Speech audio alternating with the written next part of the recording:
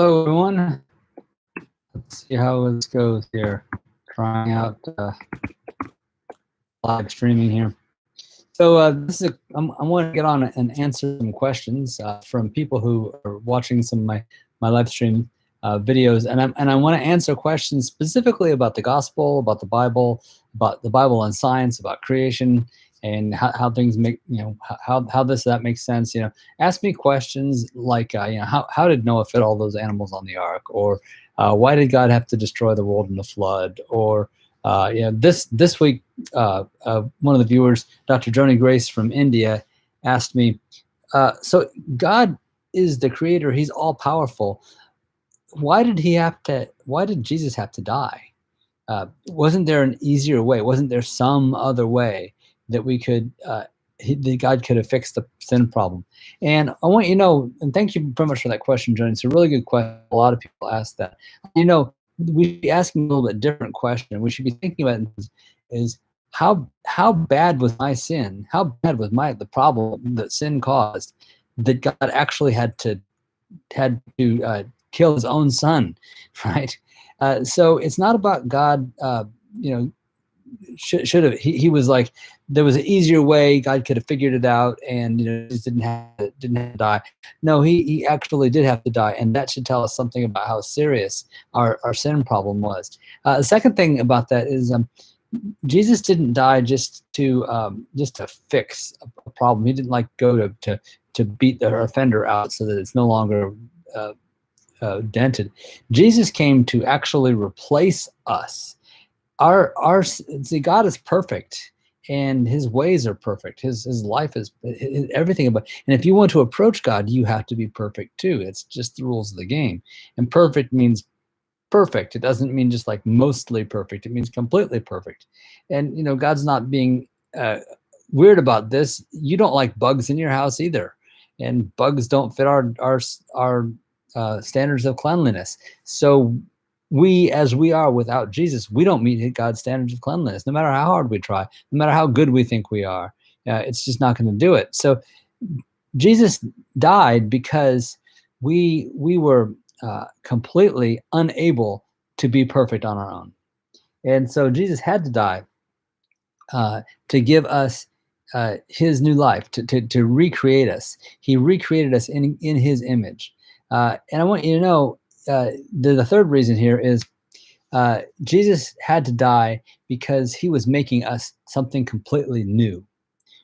Please understand that Jesus and the Father they're one. They're unified. They've been one forever, and they're unified by the person of Holy Spirit. And the person of Holy Spirit is that bond that joins them together. And when Jesus died on the cross, that bond was broken. It wasn't that just God the Father and the Holy Spirit, they're up in heaven drinking champagne and eating bonbons, and Jesus is down on the earth dying. No, it was not like that at all. Jesus and the Father are one forever. They're unified in the Holy Spirit. The Holy Spirit is the person of their relationship. And when Jesus died, God was torn in half, and the Holy Spirit poured out and was available to us. And we humans who had completely lost it and been gone astray, we were now able to receive from God the new life of the Holy Spirit that no one had access to before. So that's pretty cool. See, what God's doing is not just fixing a problem and not just replacing us. He's making us part of his family. He is bringing us into his family, just like Jesus. We are sons of God and daughters of God, just like Jesus was the Son of God. We are not Jesus, but we are sons like him. We're after the same image. Jesus is the first example of us. And so he is the head of a new creation that we're part of. And that required his death to bring us into his life. You see, his life, we couldn't make it to his life. So he had to give us his life. And to give us his life, he had to die. So there was really no way for Jesus to just, for God just to wink and say, yeah, your sin, it's okay, we'll let that one pass. No, it was serious cosmic rebellion. It was so bad that God had to completely eradicate our sin. It was so important that God not just fix up the little edges, but actually replace us, that it cost us his life.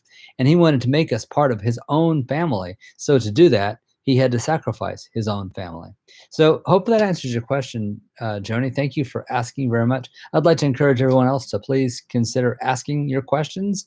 If you have questions about the Bible, like how did Noah possibly fit all those animals on the ark, or what happened to the dinosaurs and all of the stuff. If you want to talk about the Nephilim, that's great. I'll be happy to talk about some of those things. If you want to talk about Bible and science, yeah, about creation, please watch some of my videos on my channel. Subscribe and like. I would appreciate just your company on this thing, and let's just enjoy learning some things about the Bible, about science together.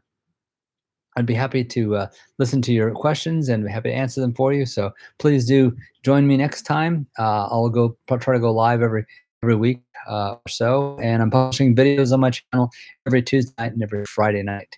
So those videos come from the Gospel of God's Great Undoing, my book that's coming out in the fall. So I hope you'll join me for that. It's been a lot of fun today, and I'm gonna do this again.